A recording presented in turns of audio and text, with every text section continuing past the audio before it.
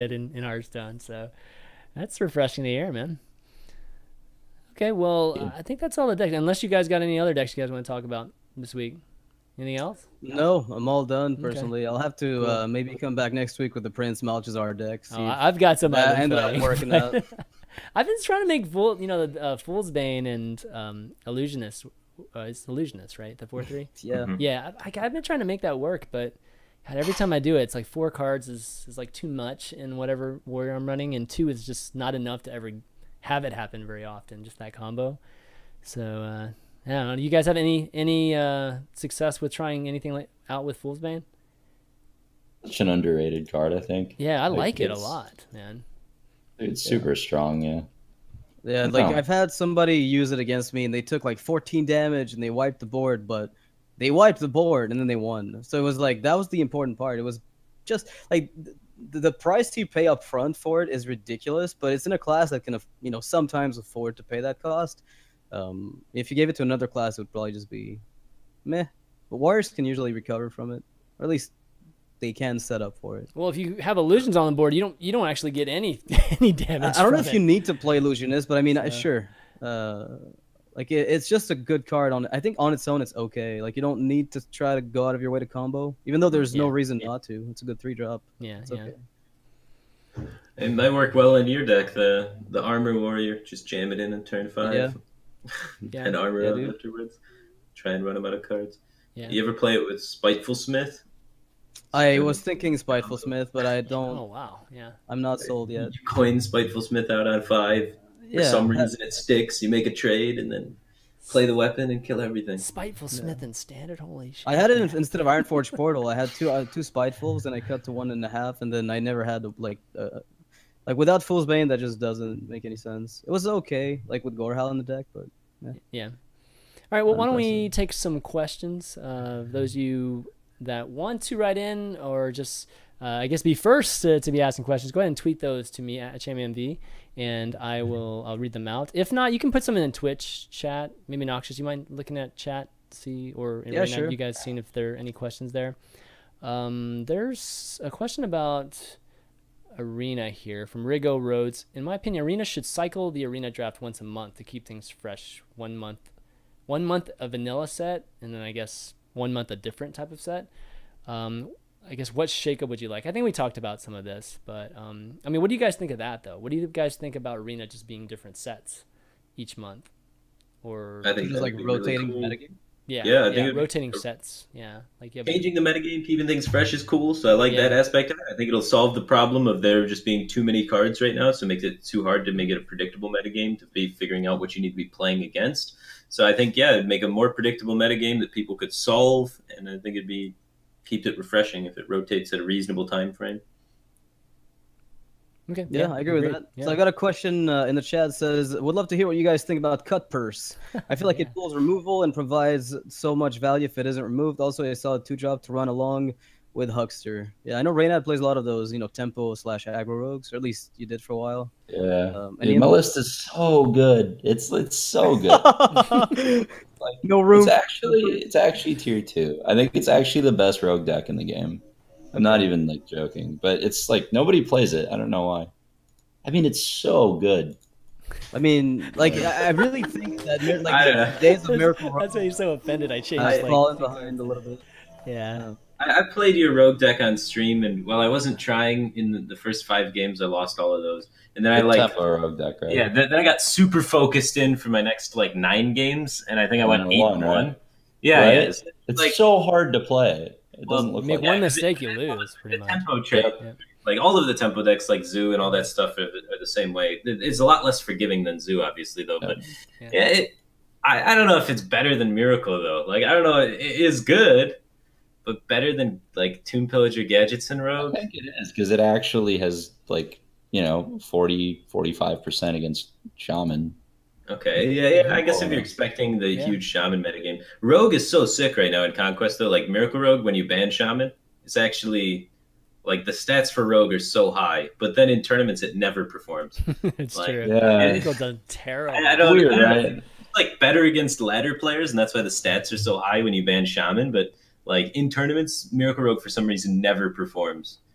I played it in my last. I played the last tournament I played was like Seat Story, and I did play Miracle, and it performed pretty well. But yeah, it's weird, right? Because on paper the matchups look so good. Yeah. I don't know. You can always draw like shit with Miracle. Draw all those spells like in the beginning. You're just fucked. Tempo Rogue's like it's good at like farming warrior and stuff. I don't know. It depends on what you leave up. It farms Hunter. Like it farms Hunter yeah. so hard. If like people start bringing Hunter to counter warriors or whatever. Because a lot of people have been doing that lately. They've been banning Shaman and leaving Warrior up and then bringing Hunter. And that so like there's opportunities for you to just sneak in the aggro rogue there and just destroy that kind of lineup. That makes sense. Yeah. The tempo rogue that guys, I mean, I'm not showing it right now, but the tempo rogue he's talking about, you're talking about the super fast one, right? Like the really low curve one. Yeah. I think that's the one. Super low curve. Might have to check that out on Raid stream. Hey, have you been playing it recently? I definitely watched.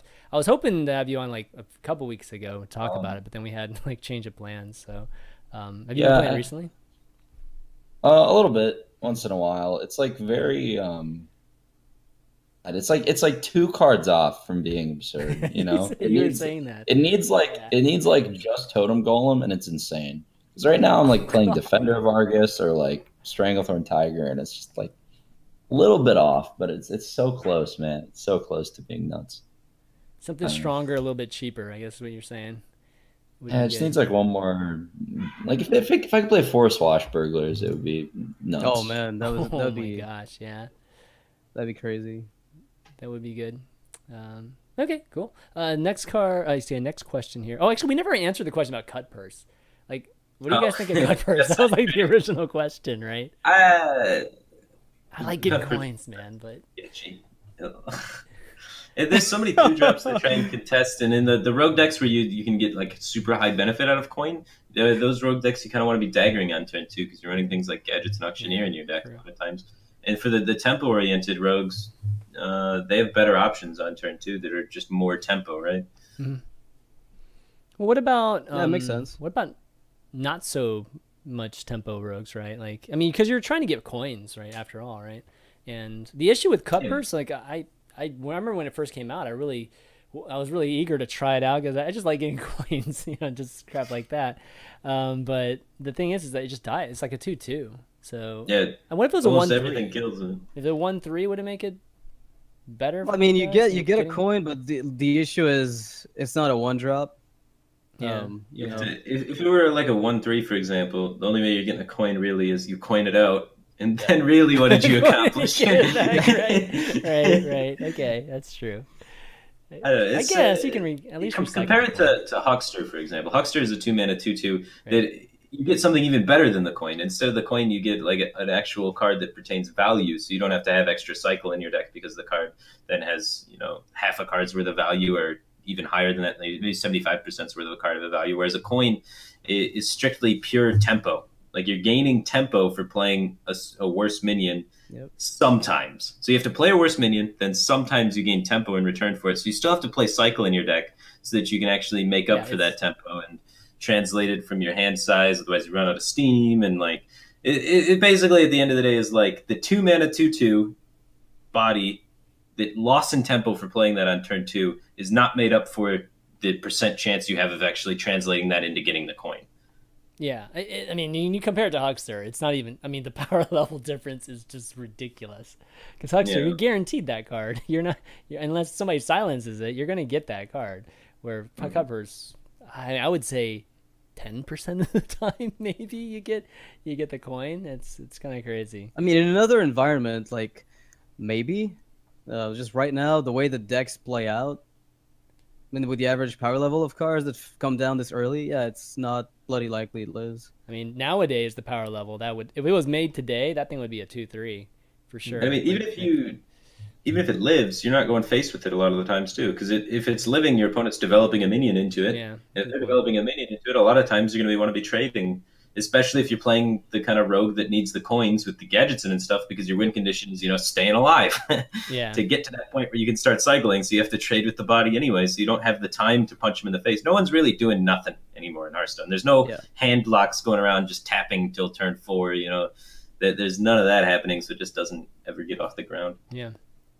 Gamma Gulp asks, we talked about this a little bit, but Firebat, I'm curious about what you think. Why doesn't Blizzard print cheaper board sweeps so you can actually develop the board after or instead of super high cost sweeps now, and they just load the board, I guess, on the following turn is what he's trying to say. So cheaper board sweeps.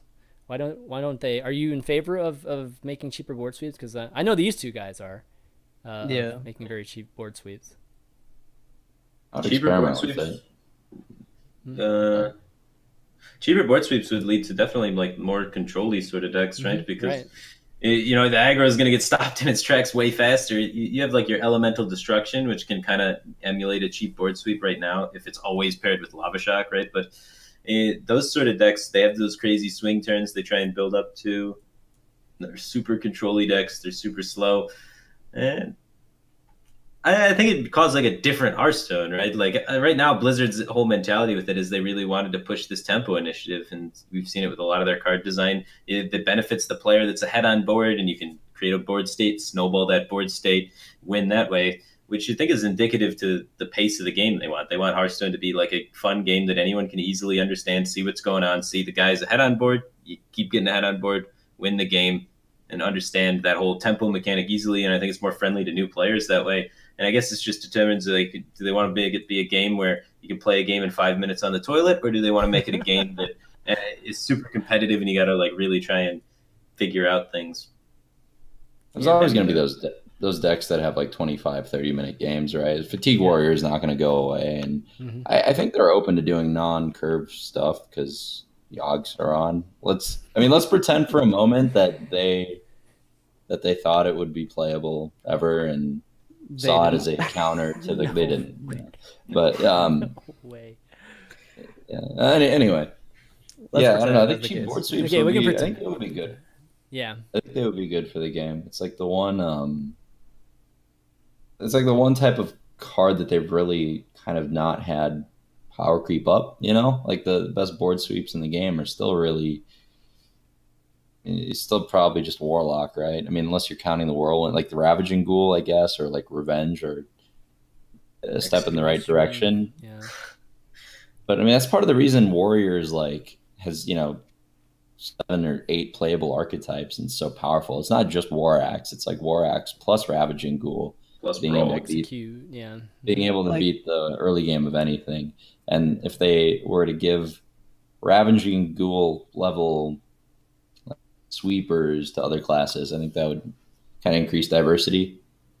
I mean, it would have to slow down the game, right? So many people would be able to skip the early game phase of the game because that's what a cheap board clear does, right? Essentially, it takes that early game phase of the game and kind of removes it. So if that happens, then a lot of players and a lot of decks might get to the point where, they're just not doing anything in the early game, like how much like Control Warrior does right now or Cthulhu Warrior, where, sometimes they play like a 2-3 or they develop a War Axe, but other than that, they're just armor passing. And then the game really doesn't start until turn 4 or 5. So I think that's one concern with early board sweeps is that a lot of the games, then what are you doing in the first 4 turns? Kind of boring for some people or whatnot. But You get a damage advantage. I don't know. I mean, the designers come from Magic and WoW TCG. I'm pretty sure they're used to, like Wrath of God and stuff. And when Hearthstone started, I bet they started with, 4 or 5 mana Twisting Nether. And through testing, that ended up costing 8. Maybe it's because players felt bad when they got Wrathed.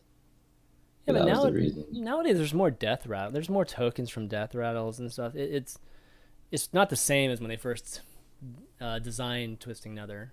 So I mean, Twisting Nether at 6, and that was pretty much what Light Bomb was, right? yeah, and Right. it would be, but it is way better than what Light Bomb was though, because it kills Yeah, like it anything. kill- It'd be like kills so, everything. against so many decks. Like there's a lot of decks that don't really run any death rattles, and like Druid, for example, would have a really hard time refilling after committing to the board any sort of amount after a 6 mana Twisting Nether comes down. Any Yeah. sort of mid-range decks like that. Like there's a few classes where it's not going to hurt that bad. Like Shaman has no problem playing around to AoE and refilling. Zoo has no problem playing around AoE and refilling. But some of these like slower deck, like Priest, any sort of dragon deck has a real bummer trying to reload after a big AoE. So I think it would definitely change a lot of things in Hearthstone to have cheap AoEs because there's a lot of deck archetypes that can't deal with it. I think that's one of the big issues with it. of making them is that you're going to be squeezing out some of these tier 4 deck archetypes that Even further. arguably don't exist right now. Yeah. But I think that's on Blizzard's mind because some players in the player base like playing these tier 4 deck archetypes and having moderate success with it at least, and they don't want to squish them out. Let me tell you about a tier 4 deck called Priest, and it probably would actually exist if the board sweeps were like better. You know, if Excavated Evil costs like 1 mana less. 1 mana less, yep. 4, yeah. So like I agree with that's kind of what I come down to. It's like if you look at Magic, the way you build a control deck, it's like you have to be good like early in the game against like the beatdown stuff. You have to be good against decks that don't have much on the board, so like other control decks. You have to be okay to survive against combo decks. Like an MTG, it's a lot easier to manage and hit all those angles. But that's kind of why Control Warrior's covering all those bases, right? Like it's got cheap removal that's good against every single archetype, and it has a way to acquire card advantage through that removal with sweeps that, even though like Brawl could feel expensive, for combined with all the other tools they've got, like Revenge and Ravaging Ghoul, like they've got the package of cheap AoE, inexpensive spot removal. They're good against every single archetype, And unless heals. like Murloc Paladin. So like that's pretty much the idea. It's just you can pretty much cover all the bases of what a control deck's looking to hit with Warrior. I don't know if you can, like, if you give that to every class, like I don't know how. Are you? I think you wouldn't Priest give it could to use every some class. of that. Yeah, No, I like, wouldn't give if it to you- every class. Sure. Like the idea is like how can you like give a shield slam to a class, right? Like Flash Shield was probably with the idea of shield slam with Embrace the Shadows. Admittedly, they're wrong, but the idea was probably that it's like this flexible thing that warriors can't shield slam face, but you can flash shield face if you want. Plus, it doubles up as removal. Issue is Embrace the Shadows, is not enough to push you in that direction. So I don't know, like it's hard to make a good control deck in any game. It's really difficult. Like you have to have all the right ingredients together at the same time. Well, yeah, because you got to react to everything instead of having your own proactive game plan. So Right. you have to be prepared for everything, and they don't care what you're doing. They're just coming at your face, the other decks. So that's why the other archetypes are so much simpler to create. Well, they're generally consistent too, because I don't know, unless you had literally like 15 or 12 to 15 cards that were removal, a lot of times you're just not going to draw. There are going to be percentage of times you're just going to draw it, even if you have it in your deck, and that's what we see in Priest. Even when Priest had Light Bomb and all these different removal possibilities with Akanai and Nova and whatnot, we still lost. You still lost to those aggro decks because it's still all about drawing it at the right time. So yeah, I think it would be nice to see. It'd be nice to see with Priest again. And Yeah, maybe it is just a 4-mana excavated. I think that would be nice to see and nice to try out. But yeah, it'd be good for them to at least try it. All right, how about one or two more here? Let's see. Let me see if there's anything here. Patron Warrior earlier. Okay, so Buy Ups asked, Patron Warrior earlier had the broken combo that it could OTK anything. Do you think there are any combos like that nowadays? What is the most broken combo in your opinion at the moment? The only combo that we have. Worgen, right? Yeah, Worgen is the only thing. Morgan's the only standard one, right? Yeah, I mean, I don't count. There's anything wild ones, maybe. Anything doesn't really count, right? It's like a 2-turn type of. It's only combo. 30 damage, and it's more cards. You have to play all 4 Murlocs, then you have to play anything, then you got to play anything again. It's a 6-card combo that requires 30 mana, 6 cards and 30 mana to kill your opponent. It can be countered by Inquisitor too. Like just that's it. It's totally Countered by broken. so many things. But yeah, the Worgen's pretty crazy. I had a game in Batstone where Osaka was playing the Worgen Warrior, and Oh yeah, the faceless. Yeah. he used to like the faceless to stay alive, and is throwing away pieces of his combo, but then was still able to, without the faceless and without any Emperor procs, deal 28 damage from hand and kill his opponent. Like because he was under he was under too much pressure to get the Emperor down, but still able to just kill his opponent anyway. Like it's ridiculous because his opponent was able to, Strifecrow was able to pressure him enough that he did not have the time to Emperor, and still was unable to win the game while above 20 health. He was at like 25 health and had a taunt up and died to 28 damage out of hand with no Emperor procs. Like it's disgusting. Actually, I played some Morgan last night for the first time in a while, and it was a warrior that was like over 55 life for the entire game with like Justicar active and stuff. And I I don't know, just swung with War Axe a couple times, did like, 46 or something, ended up being 48. It felt pretty gross. I don't know. It's strong. Too strong or just strong? I mean, just healthy. Adequately strong. Yeah. Okay. We need a combo deck. I mean, it's good to have a combo deck in the metagame, especially at events too. I mean, it's just like this one. The problem with this one is that it reaches like without Emperor ticks, like absurd amounts of damage. Yeah, that's like, crazy. There's combos that do a lot of damage with Emperor ticks that are fine. Like no one's ever complained about Bluegill Warrior, Faceless, Rockbiter, Wind Fury. Like that's never been a problem because it requires Emperor ticks. But like when it doesn't require Emperor ticks, it gets kind of OP. Yeah, and it feels the warrior also. It's a class that already has ample amounts of decks right now. All right, one more.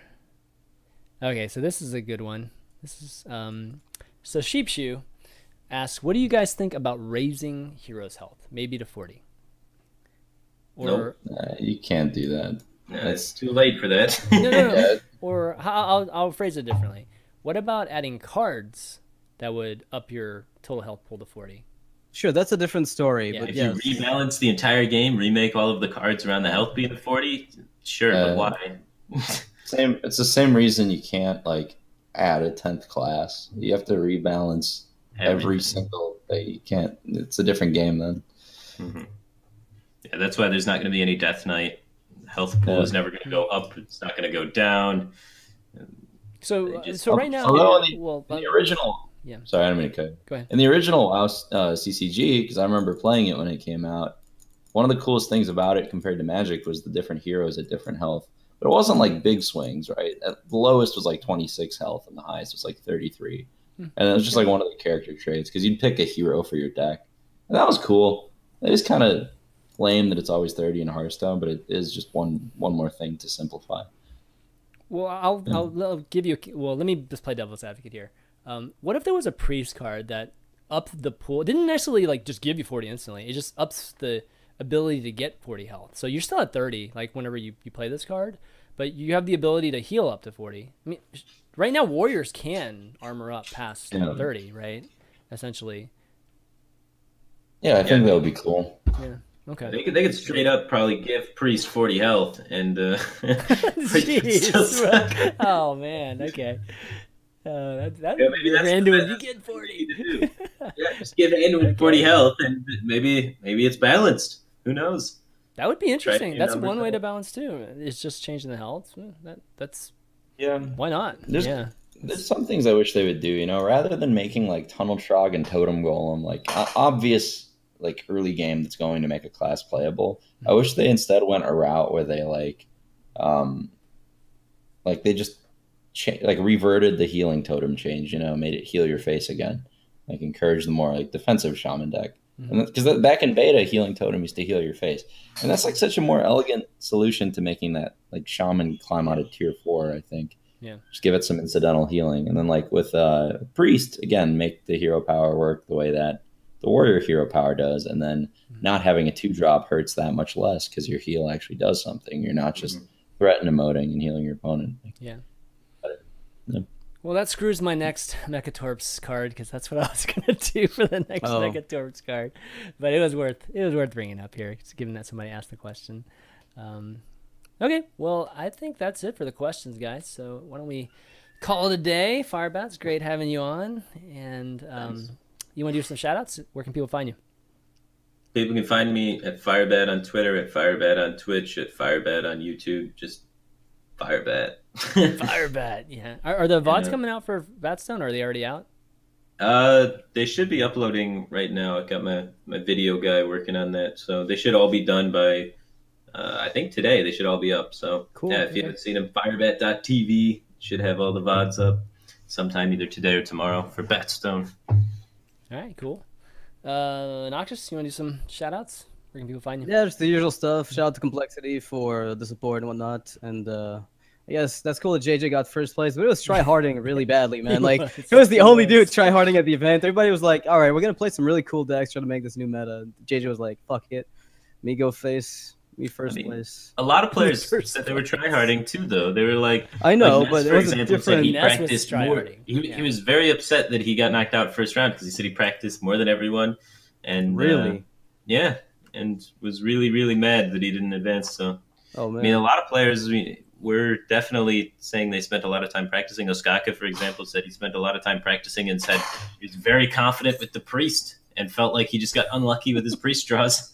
So, you know, That's good. Well then, I guess even more props to JJ in that case. yeah, I guess so. Reynad, shout outs. Yeah, just tune into to the event. We haven't even announced it yet, but keep an eye out for it. It'll be right after TwitchCon. Hope you guys check it out and enjoy it. It's very different, so we'll see how it goes.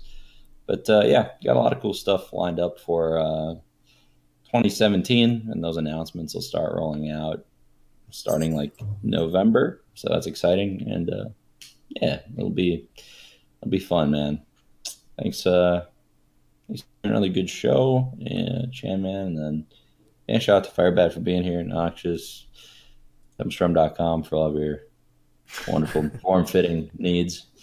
And we have new jerseys up, so those are cool. You can check those out. And yeah, that's about it. All right, and I'll give a big shout out to you guys, Firebat, Reynad, and Noxious, for doing the show today. So it's a lot of fun. Good discussions as always. I want to give a shout out to some of our patrons and people leaving reviews on iTunes. On iTunes, Maxwell G13, Oates 1985, D Train 5742. Thanks a lot for those reviews. And if you want to help out the show, help folks find Hearthstone by just searching for Hearthstone podcasts on iTunes and Google.